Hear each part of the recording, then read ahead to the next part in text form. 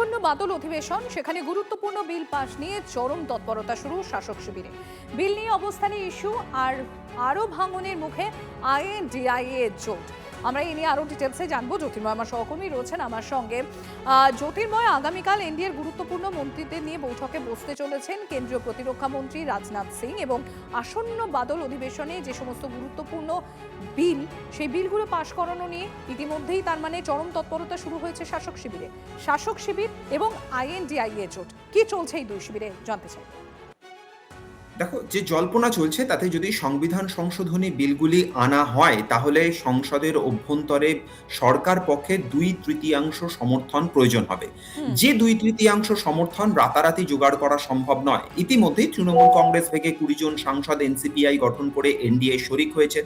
অপর দিক থেকে আমরা দেখতে পাচ্ছি এনসিপি এবং বিশেষত শিবসেনা ভেঙে গিয়ে 6 জন সাংসদ তারা বিজেপিতে যোগ দিয়েছেন। আপের কয়েকজন সাংসদ রাজ্যসভায় এসেছেন। স্বাভাবিকভাবেই সংসদের অভ্যন্তরে যে ফ্লোরের ছবিটা, সেই ছবিটা রাতারাতি পরিবর্তন হয়েছে, কিন্তু এখনো পর্যন্ত সংখ্যা পর্যাপ্ত নয়। আর এই প্রেক্ষাপটেই রাজনাথ সিং তিনি বৈঠক করছেন শরিক দলের গুরুত্বপূর্ণ মন্ত্রীদের সঙ্গে।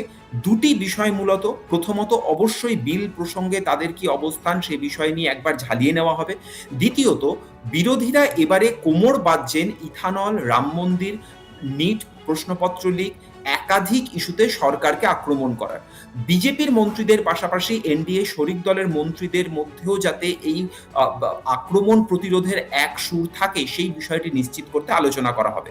অপর দিক থেকে যেটা গুরুত্বপূর্ণ ডেভেলপমেন্ট এই মুহূর্তে, শরদ পাওয়ারের এনসিপি তারা ঠিক করেছে যে ডিলিমিটেশন বিলে যদি প্রতি রাজ্যে একযোগে 50% আসন বৃদ্ধি হয় তাহলে তারা এই বিলকে সমর্থন করবে।